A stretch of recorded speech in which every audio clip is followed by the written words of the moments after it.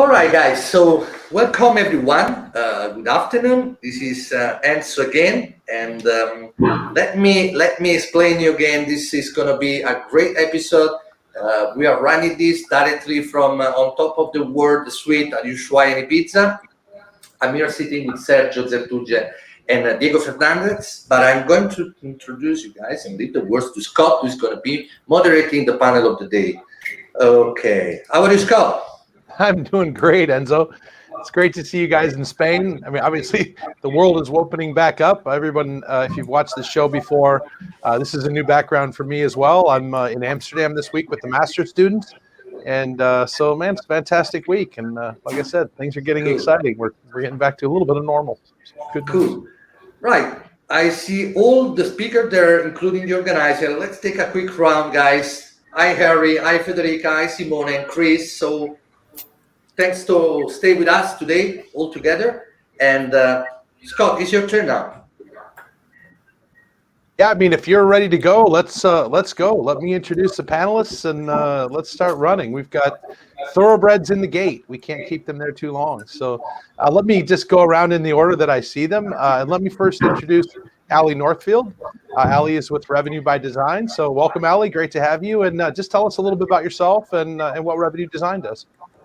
Hi, yeah, thank you very much, Scott. I'm the Managing Director of Revenue by Design. We provide the hotel industry with revenue management outsourcing and consultancy. We also have a training arm, and we are running a conference in October in association with two other revenue management consultancies in Rimini and Stockholm. So it's going to be a multinational event. So we're very excited about that on October the 12th.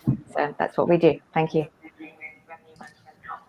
Cool, Ellie. I'm looking forward to our discussion. And next, let me go to Thibaut Catala. Thibaut is a friend of the program and someone that I think we know before. But Thibaut, for those that don't know, tell everybody a little bit about yourself and what Catala Consulting does. Sure. Hi, Scott. So my name is Thibaut. I'm the founder of Catala Consulting. We do outsource revenue management for hotels around Europe. So we allow hotels to hire a revenue manager at a fraction of the cost of hiring them full-time, which is quite relevant nowadays. And yeah, quite excited to be here. I think like creative revenue management is one of my favorite topics in revenue management. So yeah, thank you for inviting me. Cool. Excellent. And last but certainly not least, and I think probably many people know him, but for us, it's the second time we're together today, actually. He was kind enough to speak to a group of my students earlier this morning. And so Leonard de Jong with Citizen M, tell us a little bit about yourself for those who have been living under a rock. Yeah, so name is Leonard de Jong. I'm based out of Amsterdam. I'm the Chief Commercial Officer at Citizen M. If you don't know Citizen M, we are 21 hotels across the globe. Some in Europe, some in America, in the big cities of the world. And yeah, we own and operate the hotels, have a central model. And in the central model, I'm outside of Amsterdam in a little place called Voorschoten, where we actually do all of the central services. Awesome. Thanks. Welcome, Leonard. And so, Federica, are you ready for us to get started? Let's kick it off. Yeah. So, for those that don't know, we run this panel in conjunction with the Hospitality Net Revenue Optimization expert panel. Every couple of weeks, we put out a really cool, I think, a really cool opinion. You get a lot of really amazing experts, and then the way we followed up with the show is. We have the people that are going to be on with us. Our guests kind of pick out some of the topics that they thought were most noteworthy and the things that they saw. And so we're just going to kind of run through that list together. So, Federica, why don't you share the first one with us, and we'll get rolling. Sure, with pleasure. Here it is. Awesome. So the first one, and this one I think is really interesting because we're going to talk all about creative spaces, and we're talking about hotels, but one of the biggest impacts is our own home office space and everything that's happened over the last year. So, Leonard, you were the person that kind of was drawn to this comment. So I was wondering if you kind of, tell us what it was that caught your attention. Well, I think it was actually, there's an obvious part to this, and I think there will be a lot of people talking about optimizing, let's say, the secondary space that hotels provide. I'll leave that to others. I think that's obvious to have people working out of your spaces, out of your empty conference centers, and have more local use of hotels. But I think the secondary impact of people working from home, and I think we're getting out of the pandemic now where people are going back to the office. I'm actually in my office And we've been going back to the office for a couple of months already, but this working from home is there to stay a little bit. It also means that people were able to relocate.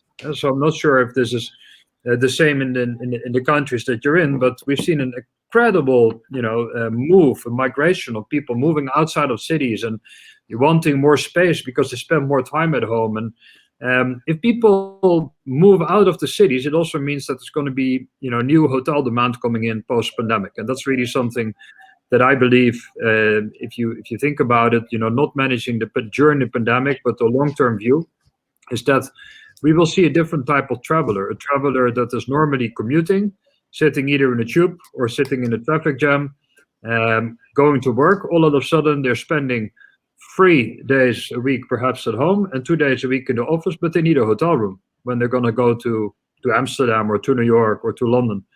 And that's, I think, where, that caught my attention, that let's just not focus on the now, but also on the impact, what happens if these people are, 5 days a week at home and 2 days a week in the office. There might be an upside to that. Yeah, I think, I think that's really one of the things that's driving it. I know, with your brand, the M stands for mobile. And so you were clearly, way ahead of the curve on that, but it's creating a situation, I think, where this work from home thing will pretty soon evolve into a portable job or a mobile job. And then I think people have an opportunity to enjoy their lives and really kind of have a much more interesting version of work-life balance that includes geographics. So how are you guys, are you doing anything specific to talk to those, to them as an audience so far, or are they just kind of showing up because your brand is compatible? Well, I think it was showing up for us already last year. I would say around the same time that we were really picking up the conversations, the things that we could do. We were talking to our corporate contacts, the travel managers, and it doesn't matter if you speak to the big tech companies in Silicon Valley or if you're and actually picked it up with a large French company. Their travel managers said for 2021 they cut their business travel budget by half, but they doubled their team meeting budget. And that got us thinking like, oh wow, there's something going on here, because there's just a shift. People spend an amount of time per week on work and on private, and there might be a shift. The useless meetings, or maybe not useless, but it almost seems useless to go to London from Amsterdam just for half a day, right? I would sometimes hit the plane at 8 o'clock in the morning and be back at before dinner, going to London for one meeting. Maybe those days are gone, but if I go, I might do it for 2 days, or there might be other travel. And the reason that people go to the office is no longer to just sit in a conference call all day. Those days you can do at home, but you're going there to meet with the team. And then there's people coming in from all kinds of hubs where they're working from home and they're enjoying their work-life balance. And that's my main point in this one, where I really agree on that working from home trend, that this is going to drive new business, and it might actually make up for the business that we miss, those one-day trips back and forth, the commuting to the cities. Perfect. Ali, let me ask you just to comment on that. I think that there's a lot of us are seeing recovery with leisure first and foremost, but this is kind of a very interesting type of business travel that kind of has almost a leisure decision-making process associated with it, because it's not where I'm being sent, it's the fact that I can be somewhere else. So how are the hotels you work with starting to see that and take advantage of it? It's certainly from a workation point of view, there's definitely a move towards people who have found that flexibility to work from home, to also extend that out to other destinations. So we've seen hotels do lots of things to try and accommodate not just the working person, but also their family as well. So certain hotels have extended their product line to include workspace within the hotel room that you actually purchase, but also extended facilities for children outside of the room itself. So much more than a creche, more of an area where children can also, if they need to, do their own schoolwork. So lots of different ways of being quite creative over this challenge, certainly that people have had in terms of trying to accommodate some of the restrictions on traveling, but also trying to get out of the house, definitely. So, and that's definitely been towards the, as you say, Scott, towards the leisure end of the spectrum, definitely. And let me ask you, Thibaut, I know that a lot of the hotels you support are in, let's just say, above average locations from a quality of life and view kind of a thing. Are you starting to see this kind of stuff move around? Yes, I see this work from home trend quite strong nowadays during weekdays. A big fading away, but I mean, like I have to answer with another question, if you allow me, because I really like the idea of Citizen M. I think you was the first one with a monthly subscription, very similar to the Pret-a-Manger, whatever you say it in England. And how did you go with a monthly subscription? Because I believe in revenue management, working from home or any other creative approach you may have in revenue management, this kind of idea of subscription may be something underused. And I'm very keen on hearing any insights from Leonard around this subscription. Any feedback you have on this one? How did it go? Leonard, that sounds like a question to you. I'm not sure. I know that it's relatively early in the process for you, but what initial feedback can you give us on your experiment in the subscription space? Well, we tested something last year with our corporates, and I think it was before we knew that we're going to hit the second wave of the pandemic. But we were pretty positive coming out of the summer. COVID almost seemed gone, and there was a vaccination program coming, and maybe it was naive to think that we wouldn't be put back in a complete lockdown. But we launched a subscription initiative to define a new relationship with our corporates. And it was actually fueled by a lot of companies that decided to go fully distributed and stop their offices in the big cities and have their people kind of on remote permanently. And we thought with our portfolio, we've always had living rooms and places where people can meet and rooftop bars that you can, do private hires on. And, we are this 24/7 space, not just for sleep, but also for work and play. And, we wanted to test the water. So we went to around 400 corporates and asked them, would you be interested in a corporate subscription that includes a few rooms at a fixed price per month, but also some meeting rooms, use of our workspace. We got some really positive feedback on it. Everybody was kind of, tuned into it, but also everybody said, well, let's first see that we are allowed to go into the cities, into public spaces, but also to consume these hotel rooms. So, we've also positioned it as a post-pandemic product and not a during-pandemic product. So the feedback was extremely positive. And one of the things that we really tried to solve as revenue managers really recognize, and I never understood it when I went into revenue management, why is a contract not a contract? We talk about corporate contracts, but there's no real commitment. It's kind of an indication of volume. You get a price back for it, but you don't know who's going to stay. It never targeted a certain individual, and that's what we try to address in this corporate subscription. And we will see once we got out of the pandemic how many people will be interested and companies interested, and if we can really redefine this relationship. But I'm pretty positive about it. Yeah, it was. We had an opportunity to talk about it a little bit earlier today. It's just a really cool initiative, and you said something that really stuck with me, and that was sort of the crossroads that would have faced Netflix at some point. Do we continue to sell DVDs, or do we get into some sort of recurring revenue model? And I think a lot of us that follow kind of current trends, like the whole term recurring revenue model, is pretty exciting. So if we can figure out a way to create one for ourselves, I think we probably should. So Fedi, let's move on to the next. Let's move on to the next topic. Okay, so Sergio's not with us. Yeah, it is. Oh, I'm sorry. I didn't see him there. So now Fedi, you got to share it with me again. I need to read it. So, there he is. I thought he disappeared a moment ago. So, Fedi, you mentioned, right, using technology and training your staff, and it was all about the idea of upselling, cross-selling, creating additional revenues, right? Getting away from just the typical primary revenue stream that we have. And so tell us a little bit about what caught your eye there.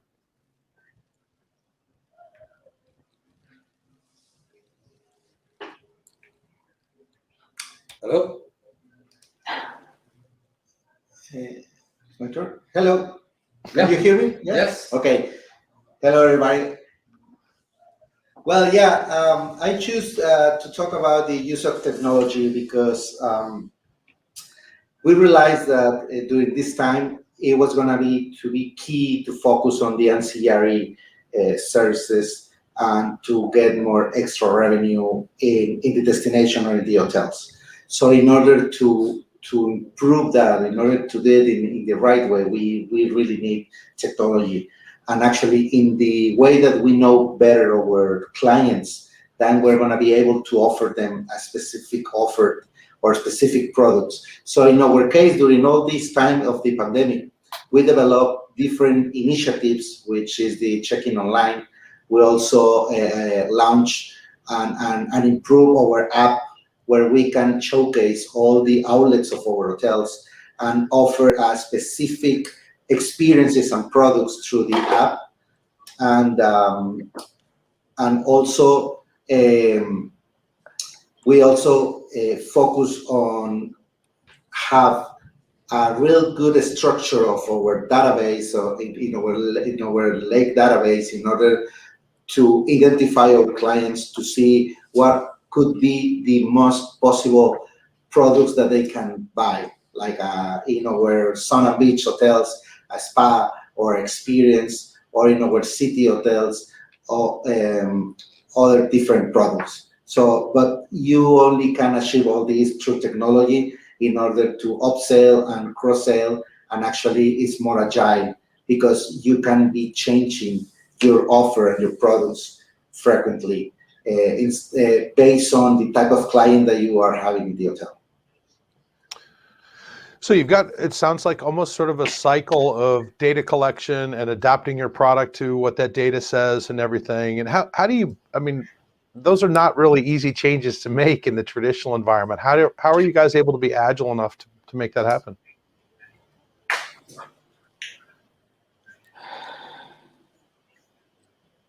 Well, yeah, it's a big challenge in order to achieve that. The first thing is that has to be a strategic task for the whole company, and it starts to understand what are the sources, the different sources of information that we are getting from our clients during the whole customer journey, pre-arrival, during stay, and post-stay, and to organize all those sources, to put it in a lake database, and then try to make clusters or silos of information or segmentation based on different criteria. In order to, the secret is to identify these clients when they go to our hotels and offer them a specific product, a specific experience based on their habits of what did they the consumption of that they have before in our hotel, or a specific information that we get.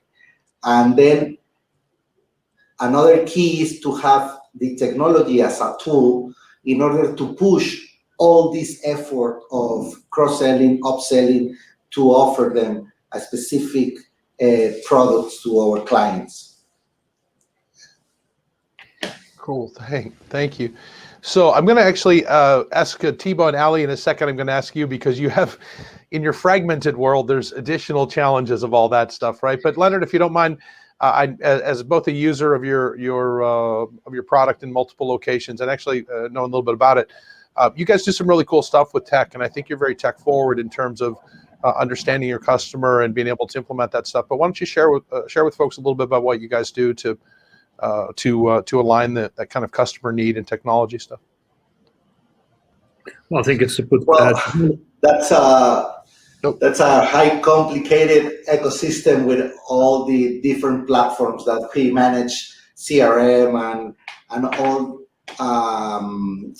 Also the technology that we use in order to serve that information, like that dashboards, Tableau, and actually we also develop our own software platforms in order to give tools to the people that is in the hotel, in the operations, where we track every single consumption of our clients, and then we try to understand much better our clients.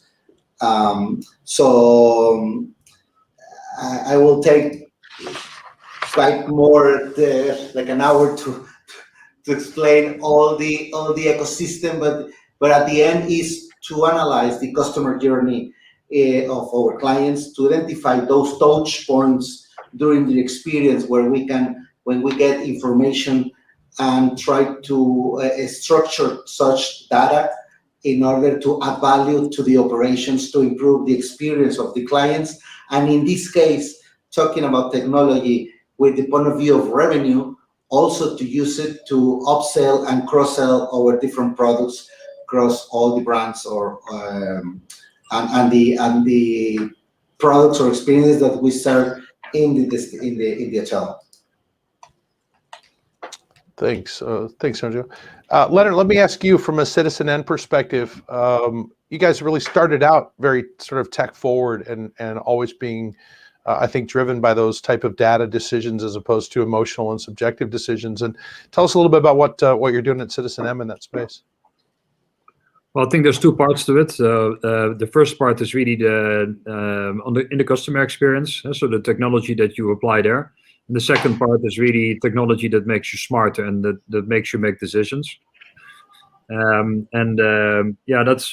believe that technology is there to make things simpler for guests, to make it frictionless, and that's what we constantly do. It also allows the human being to be the human being and not to, the boring transactional stuff like checking people in, and is that really customer experience, or is that just a bad user interface? That's where we have a pretty strong opinion. And I would say also on the back end, we become a lot better every year with using not our own software. We always get either out of industry or some industry software, and then we pour some data into things like customer data platforms to be able to make the smartest decision and do A/B testing. And I would say with the growing up of the company also, then opinions get out of the way a little bit more and make place for people making hypotheses. Yeah, I was going to say, I'm glad you said that word because I can kind of throw that in as a follow-up. You mentioned really that it allows you to be not opinionated, but hypothesis driven. Can you explain a little bit about that? Well, what I find and that's what I find actually, that's starting, usually when people say that, you get an opinion. So you get my opinion now on this, but my opinion is, or my hypothesis is that in the hotel industry, we are driven too much by local decentralized management having an opinion based on maybe a fact that represented itself a couple of years back. And so every time you hear this is how we've always done things, or with my experience, I think we should do it this way, it's an opinion, and it could be a very valid opinion, but the person cannot back up that opinion. An hypothesis is something that you can prove, that you can back up, and you can be wrong about it, but you're not opinionated. And I think it allows a lot of people to participate. Anyone can come with an hypothesis and convince other people that we should spend money on this hypothesis. So I could convince you that by sending out this communication, we're going to see a 10% upswing of people converting into this mechanism. All right, well, how do you want to prove it? That should be the next question. What are the KPIs? What are the metrics? And then how long do you want to do it for? And let's go. And that's much more than we should do this, because I've seen this in my previous job. It always works. Because then there's always an opinion, and then it's the person against the person, and that's the big difference. When I was working in hotels a lot, it kind of became of the opinion towards the end that when someone says, "in my experience" or something like that, typically what they're about to say is pretty weak, because it doesn't need that lead in if it's of value. And so now let me go to you first, Sally, and then we'll go to Thibaut. So all that sounds wonderful, but you guys are dealing with a very fragmented environment, I imagine, with multiple clients and a lot of different types of technology. Leonard's got the benefit when he puts something in, they're very centralized. It touches everything. They make decisions in that way. But you're, first of all, kind of in a secondary role where you're kind of having to help and consult, not necessarily actually holding onto the steering wheel. You're giving directions to the location, and then you're driving a bunch of different types of cars. So how does it come into play as soon as the environment gets fragmented like that? I think certainly going back to kind of like the concept of experience and customer experience is really key at the moment. So irrespective of the technology that you have to recognize that there are so many customer segments that are behaving very differently at the moment, and the propensity to travel varies quite significantly across different customer segments. So the confidence regarding traveling, whether or not people actually want to stay within their own country or whether they want to go abroad. All of this relates to really turning the technology around to deal with the management of experiences, rather than this really focused transactional view that we've taken in the past. I think the industry is is so driven by I have a room, I sell it, that's the end of the transaction. And I think there's probably a lot more to be said nowadays for looking at customer lifetime value, CLTV, rather than the typical transaction base that we used to have. So unfortunately, the technology that we use as well is very much driven to handle transactions, and all of our KPIs are driven around transactions. But talking to Leonard's point, I don't think the way people travel is going to go back to that sort of hugely transactional marketplace for quite a long time. So really, from our point of view, sorry to get to the end of the point, is really to step back and actually look at what do we really need to do to get the customer to travel? How can we make them feel reassured? What kind of messaging do we need to use? And so what we're having to do really is to try and pull together the CRM elements, the property management system elements, and the revenue management system elements together into one, to try and get some meaningful data out there, which allows us to look at customers and respond to what their real needs are and at the moment as they come out of this situation, which will vary by country and even by region as well.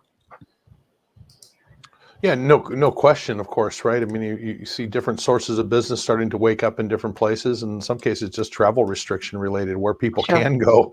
Yeah. And so understanding how that works, it was really interesting. Right after the pandemic, there was still so much pay-per-click advertising trying to entice me to break the law. So I thought, well, this is really interesting. You guys are spending marketing dollars on trying to get me to violate the travel restrictions that are in place, and I think it's just a lack of awareness. Same question for you, Thibaut. It's a different.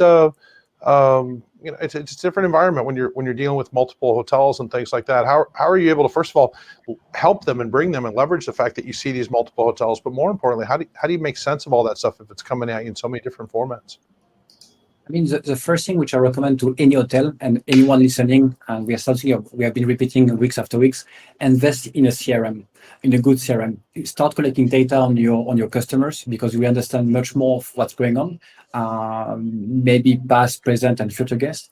And having those kind of CRM and data will help you validate or not your hypothesis and your assumption.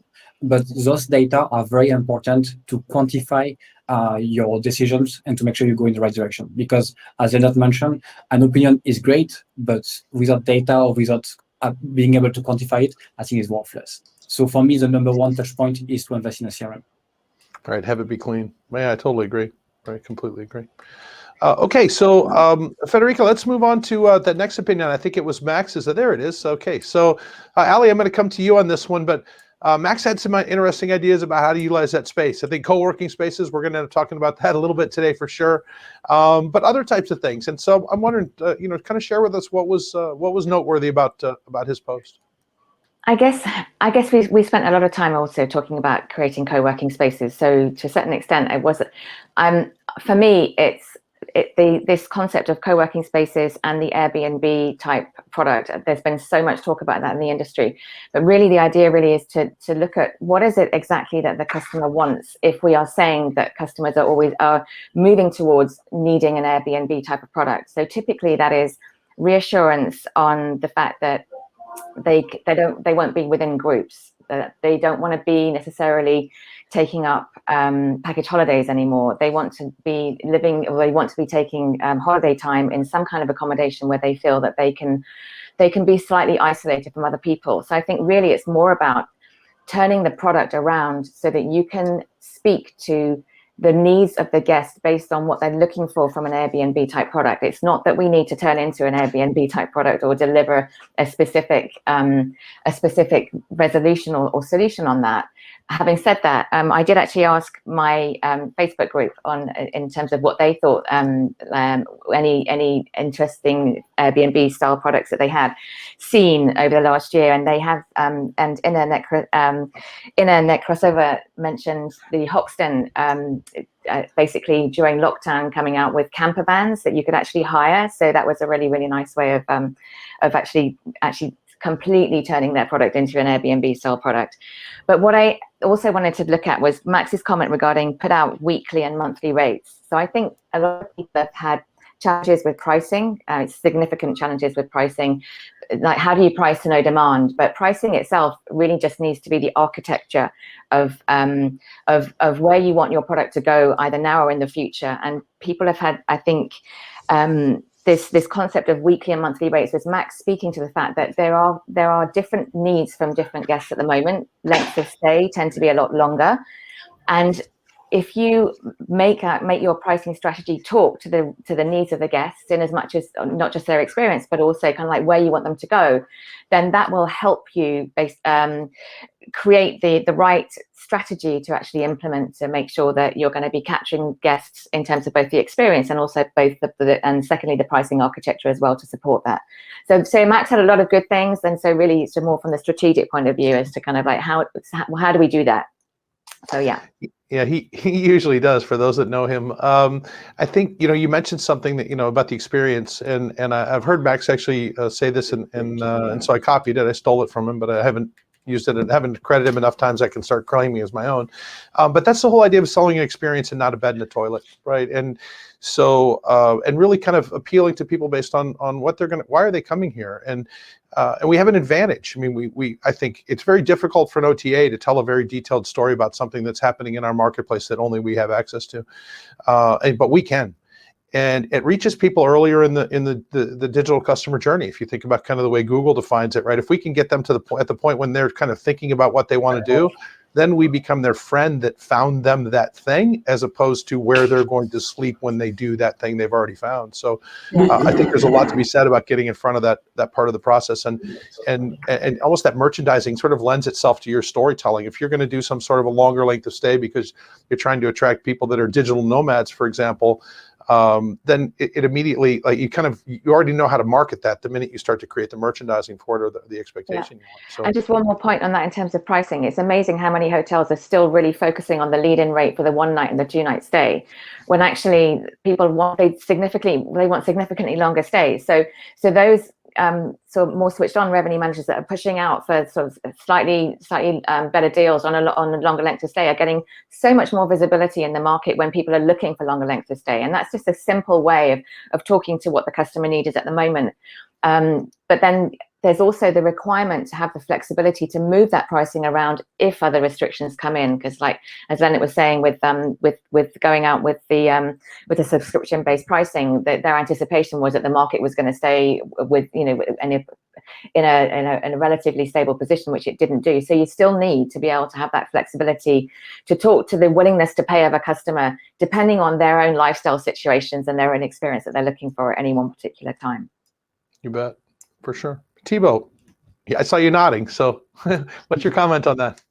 Yeah, I like the idea of the Airbnb style and experience. We have seen across our portfolio in the US as well in the UK. In the US with Y Hotel, as well in the UK with Nestor, the air agent, where they have kind of hybrid properties, where they have like a full inventory, and they decide on how many rooms they do on serviced apartments with a kitchenette and everything, and some more focus on the hotels like 1-nighter or 2-nighters. So this kind of hybrid properties, I think it's a new trend which is coming post-pandemic quite a lot.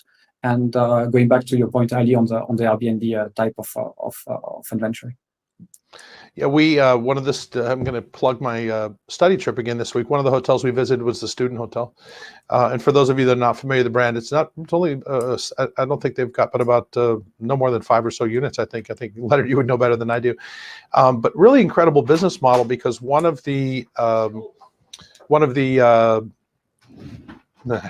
people joining me. One of the things about it is you can shrink the hotel right from semester to semester. They have the ability to decide how many students they're going to take. It's a very long length of stay. So, depending upon what your peak day is, for every Saturday night, you get a Sunday night. And so life is good from a revenue management perspective. But that's sort of very interesting, kind of getting into a very non-traditional segment. Really has turned out to be a really good hedge for them in the downturn, because with the exception of a little bit of time the schools were closed, they performed quite well. So Leonard, I want to ask you in terms of co-working space, because your hotel, I think, kind of was quite frankly visionary in terms of that whole idea that we like to hang out alone together. And I had an experience last night where I took my laptop downstairs into the lounge at the Citizen M here in Amsterdam, and had a conversation about the upcoming football match that was coming on later on in the day while I was doing my work over the top of my laptop with a total stranger. And it was really made it much more interesting. I could have sat in my room and ground out the, grading papers, which is what I was doing. But instead, I had kind of a cool conversation. And that's the piece I remember. I don't remember doing the grading. I remember having an interesting conversation with a guy from Denmark, who I feel sorry for today. But who it was just really, really fascinating, to be able to kind of do that. And what I was doing required about 50% of my attention. I hope my students aren't listening. But anyway, created this really robust sort of an opportunity. So you guys were kind of already there in that space. And so I'm imagining that's definitely, based on how active the hotel was last night, paying dividends. But in what way is that working out really well for you now? Well, actually, as a matter of fact, I would say 3 years ago, we started closing down, or how do you call it, locking down that space a little bit in certain hotels by not making it just a free pass for anyone to walk in. Because in the end, Citizen M, as you mentioned, stands for mobile citizens. We have this target audience that we created our brand for, and people recognized that since 2008, when we opened our first hotel, we had these spaces. We have our living rooms. We don't want you to spend all the time in the bedroom. We have great communal spaces. But in certain hotels, you get overrun by local crowds that just, like to hang out. And if you ask them if they would like to drink something, they are, politely saying they brought their own drinks, that kind of crowd. And there's certain concepts around that don't mind that at all. But, if your focus is customer lifetime value on the longer term, and you're trying to roll out a global brand, this is not our bread and butter. Also selling, just co-working passes is not our bread and butter. It's a defense mechanism to be able to say to people, this is a hotel, right? It's not a public space. This is not, even Starbucks is not a public space, but people consider that public space. So this whole co-working, trend kind of became bigger than, what we wanted to cater for. So we just said, if you wanted to work here as a guest, no problem. If you're a frequent guest, also, even if you're not a guest, come, stay and work from our spaces. But if you're just out there from the street, then you got to pay a certain amount. That's different per hotel to sit there. It's also not something that we really focused on during the pandemic, because everybody was advised to stay at home. Why would we start incentivizing people to come and work out of our space if they're done with the kids or the dog or whatever? Yes, we offered some hotel rooms, and it's like a small band-aid, but our focus has not been extremely short-term, and that's always the case. I don't mind losing a little bit on Tuesday, the 20th of September, when the doctors are in town. If I can optimize, let's say, the relationship with a large corporate that needs 50 rooms on the day at a lower price, right? So that's, the focus for us has always been a little bit more long-term. So yes, we have great co-working spaces, and what happened to you yesterday, that's an example of something that we like to see and see happening every day with people that are traveling frequently. We are attacking loneliness in our concept. With a lot of hotels, you kind of feel that you have to go up to the room and you sit there by yourself until everything opens up again and the food outlets are open. And we are open 24/7, and we want to cater to that, but we do want to cater to this frequent traveler. And if we need to be a bit patient for that, then we'll be a bit patient. We didn't want to just have this local game and maybe have 100 people per day paying 10 euros a day, optimizing a little bit of space to people that are going to disappear later on. So, and let me just kind of final word, Ali. This was one of the points that you brought up. I think Citizen M sees it as a marketing tool, right? The ability to create those connections and create those environments for people. And where do you stand? Because one of them, I think, in a lot of the cases, when you read some of those posts, the implication is it's a new revenue stream, right? There's subscription revenue available, there's daily revenue available. Where we also just heard that in some cases it's a powerful marketing tool if we employ it that way, but it's to sell the primary product, the rooms product. So, kind of, how do you deal with that? Where do you come out on that one? Let me ask you differently, Ali. So I love the idea of a subscription model. I just think it's so sexy, but it's not like going into, like, we have a subscription model here with Pret, I think it's Pret, £20 a month for unlimited coffee. And I can deal with that in my head. But when it comes to £200 a month for a hotel room anywhere, or more, or whatever model you have, it's just a little bit too difficult for me to make that mental leap as for that to be an outgoing dependency from my own private bank account, mainly because I don't have a lot of money right now. But but that said, I think if we could remove this concept of subscription-based pricing away from just saying it's a loyalty program dressed up, and actually look at kind of like why people would pay on a regular basis for a hotel. I think there's something in there that really makes sense, and I love it. I really love it, and I'm hoping that when people travel a lot more, we can actually do something more with it. Definitely. I think the other area to look at is looking much harder at ancillary revenue and where those streams can come from. I think that hotels could be a lot more courteous to their guests in terms of trying to get them to spend more. We just seem to be very old-fashioned in the way we do our pricing. Just to add bits and bobs onto a hotel room there's nothing. It could be done a little bit more cleverly, I think, and I think we're losing a trick there in terms of how we actually sell pricing into the guest. It should be really just an extension of the experience. Yeah, right. That's the issue of building packages to tack ancillary revenue on them, or building packages to create a well put together experience for someone that doesn't have the ability to find all the parts. So very interesting. Federica, let's move on to the next opinion. So Thibaut, let me ask you about this one. It has everything to do with, creating revenues in different spaces, upselling the rooms we have. And so let's talk a little bit about that. What are your thoughts? Yeah, I really like the one from Sylvia. Hi Sylvia, if you watch.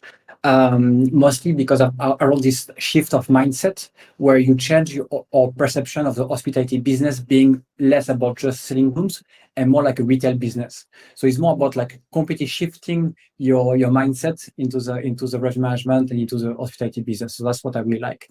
First of all, room upselling. We already talk about room upselling, and I'm going to go back to this one because I think it's super duper important. I saw a lot of comments on this one, but invest in a CRM, analyze your CRM data, use to understand like what's going on, what type of behavior, what type of spending you have. You will better understand and you will better communicate with your guests pre-arrival, during the stay. And not only you will increase your ancillary revenue because you upsell, you will also increase the guest satisfaction because you are looking after your guests. And nowadays we have seen something very interesting in your different properties. So price elasticity sometimes can be lower than previous years. Meaning people are tempted to pamper themselves because they have been inside for a while, and now they just want to go out and enjoy themselves. So use this opportunity to upsell. I think it can be a good opportunity. The second one I mentioned on Sylvia's comments was about the underutilized spaces. So we'll not go back to the work from home packages because I think we have been discussing this quite a lot.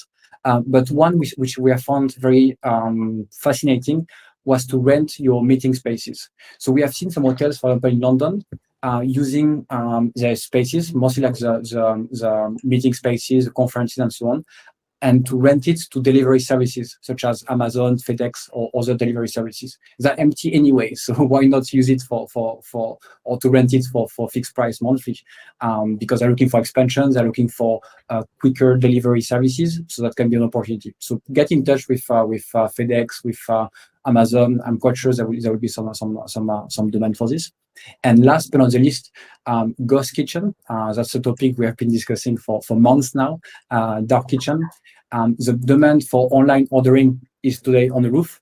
Take this opportunity to maybe convert your kitchen, not necessarily into a restaurant, but to go into a bit more dark mode, and to only use Uber Eats, Deliveroo to send some order.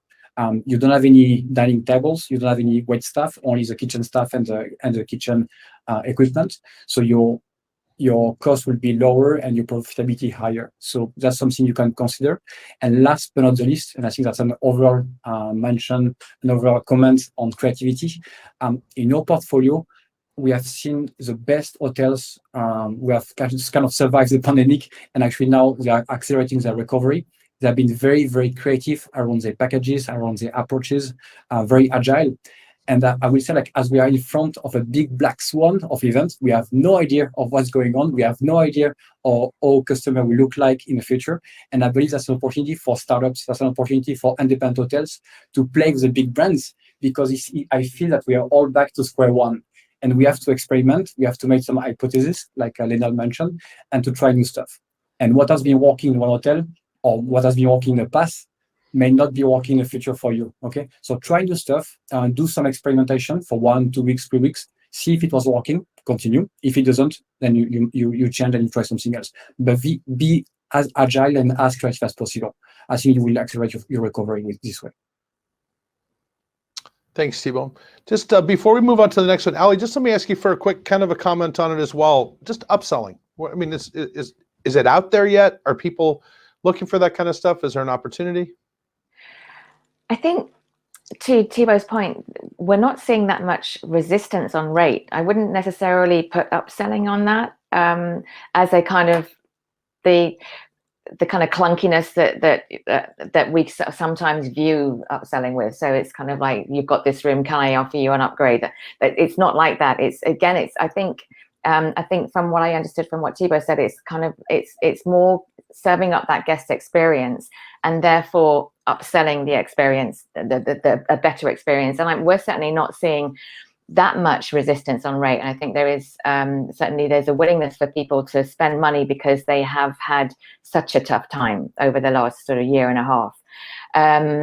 That said, I don't know how long it's going to last for. It'll be interesting to see whether or not this is a new kind of guest experience.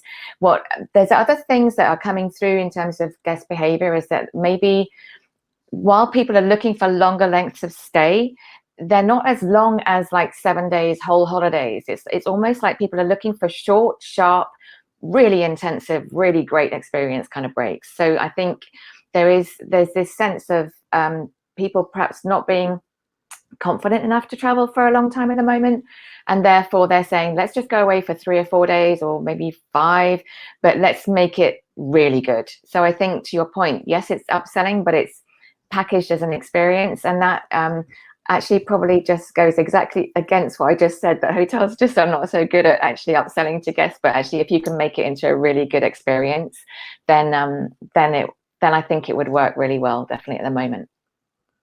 I think think about all of us for the first time we travel after this. I'm getting ready to go back to the United States in a couple of weeks for the first time.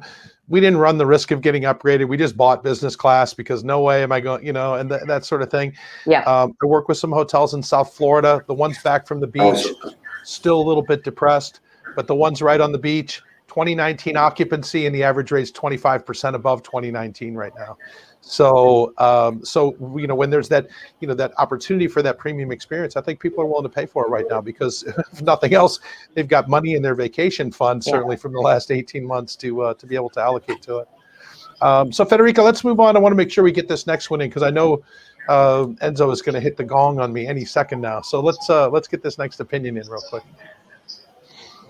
Okay, so Sergio, let me ask you. This is the one I wanted to make sure that we got to. Community, right? The whole idea of community, and there's an opportunity for us to start to think about that in a bigger picture. Again, not selling a bed and a toilet to an individual, but creating an experience and creating an experience for groups of people.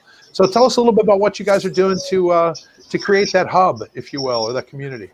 Yeah, actually, I choose this topic because to create community, it's one of the core values of our city hotels brand Only You, which they put on in focus to how can I say, to try to meet the local people with the customers within the hotel. So we create that community where we invite the local people to the hotel in order to live in the hotel in terms of the outlets and so on. But as an example that we did during this pandemic, everybody was talking about the co-working places, and so we did as well in Only You.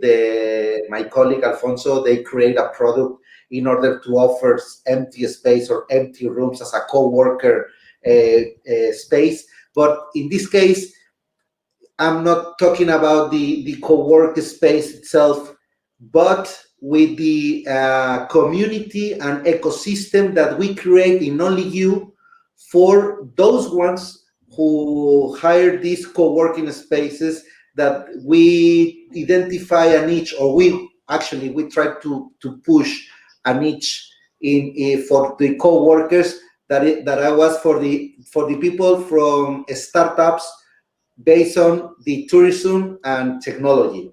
So besides offer them co-working spaces in the Only You hotels, we create a platform to push, to support all the startups, entrepreneurs that they were trying to develop a startup based on the travel industry or the tourism. So we organize contests, we organize events in the hotel with this community. So suddenly, Only You, as a brand, as a hotel city brand in Madrid, becomes kind of the hotel or the scenario, the platform for the startups, entrepreneurs of travel industry, where they meet over there, where they have meetings over there, where they and also we also create them kind of content to them in order to support them. Like Abel, our president, they also was in an event in the Only You in order to talk with them and to offer them a prize for the best project that they present. I was part of the jury as well. So it's a matter of create or involve different, let's say, groups. Like in this case, the startups, entrepreneurs in your hotel, we giving them certain content in order to use or to sell also your space. About community, another example, in our Sun and Beach hotels, I can tell you the example that, for example, here, the gym in the Hard Rock Hotel Ibiza, it's open for all the local ones. So even when we are not in season, when we are not open during this in off season, we still keep the gym open for our clients, the local clients that they came to the gym during winter, and it's also another example of how can we understand about trying to generate this kind of community with different segments or niche of people, Thank you, Sergio. Thibault, let me ask you, what kind of stuff are you seeing? There were some comments even that people posted about getting involved in the community, right? Bringing the community and offering your space for meetings in order to get people in the hotel and give them experience. And then Ali, I'm going to come to you in a second and ask you a little bit about that children's space, because that was one of the things that came up in the comments as well, right? And probably no, I'm looking around, but maybe you, Sergio, but no one else is old enough to remember the pre-video game era, right? When there was a game room that you put quarters in machines and you went down, and all of the parents sent their kids down there so that they could finish dinner without the kids screaming at them and everything. I'm wondering if there's not an opportunity for us to renew that sort of a peer-based babysitting structure that many hotels used to have on Fridays and Saturday nights. But Thibault, what are you finding? I mean, I love this idea of creating a community, and I think nowadays it's even more relevant as we look at YouTuber, influencer, Instagram, and so on. But the notion of community, something we have been discussing on the Revenue Acts with Christina quite often. But the community around not only at the hotel, but online with the social media, with your email marketing, creating a community around your brand. I think Citizen M or Oxton, they have been doing this quite well. I think it's very, very important. And nowadays, even if you have your hotel closed for some reason, it's not an excuse to not develop and continue to communicate with your community, be it around your brand, be it about sustainability or whatever. But this notion of community is very, very important. So yeah, I will recommend any of my hotels to go around developing this community quite strongly. Cool. And then Ali, I just want to follow up with you based on the comment that you made earlier. Can you share some more with us about what's potentially being done in that? I think you might have used the term children's play space, if I'm not remember. But Yep, children's play space, but also it was really related to people who are basically using workation spaces, so they're working and they're on holiday at the same time. In some cases, it may be that their children are on holiday, but they still need to work. So some properties are actually offering the opportunity for play spaces, but with a little bit of learning associated with it. So if they want their children to actually have an opportunity to learn whilst the parents are working in their working spaces, that's something that's coming up a little bit more frequently. And the other one is certainly here in the UK, we have this concept called glamping, which is like glamorous camping. And that was brought inside the room by some hotels being very creative with children and offering them little teepees to sleep in. That was, so those are sort of like nice creative things that you can do with kids and even within the room itself, the actual hotel room itself, rather than just perhaps the tertiary space outside of the hotel room. So lots going on, lots of innovation, I think. Yeah, there was a really, really cool innovation. One of the hotels shared with us this week that hopefully never needs to be used again. But during the height of the lockdown, when we couldn't be in restaurants, what they did was pop-up restaurants. They did pop-up room service. And so they rented rooms, not overnight, just for for a certain amount of time. And then they served meals from different restaurants that they brought in the individual rooms, which gave people the opportunity to be separate and the social distance that we need. They actually had live entertainment in the lobby landings, and so people left their doors open and they could listen to music and that sort of thing, and be served a really top-notch kind of like I said, a pop-up restaurant kind of a meal in their guest rooms. So lots of creative solutions. Hopefully some of them we never have to use them again, honestly. Yeah, sure. But they're there. Okay, Federica, let's move on to the next one, because I think I know which one it is. There we go. Okay, so Leonard, this is your space, so I really looking forward to hearing what you have to say. I think you and I both, well, I know we both know Kelly McGuire, very smart lady as well. So comment a little bit on what she talked about in terms of bringing data and creativity into the same place. Well, I think that's indeed the respect for Kelly McGuire is there. I think her whole viewpoint that she published was extremely smart, and it's on the point. Is that there might be a lot of creativity, but creativity without data it doesn't automatically prove to be successful. And what I really like about this is that this is not just COVID, and you can make up a little bit for, especially if you have hotels in big cities. At some point when there's a lockdown, everything is gone, and you can make up for it a little bit. But what I like about the viewpoint is that combination of data and creativity, that combination could lead to great ideas. And I can name a few examples, but I think it's depending on where you are. If you're a resort in a pizza, your creativity needs to be different than if you're a city hotel, or if you're a leisure hotel in the countryside in the Netherlands. So, but that viewpoint completely, and I would recommend everybody to read that. For me, it really touches head on what needs to be done from whatever situation you are. Data can lead to insights, and then creativity can provide the solution. Or, the solution can be coming from, and this is usually how I operate, it's either data that's like, oh, wow, this is interesting, knowing that I have 5,000 rooms to sell every day. If this happens to one of my customers, what about if I could make this work for 5,000 people a day?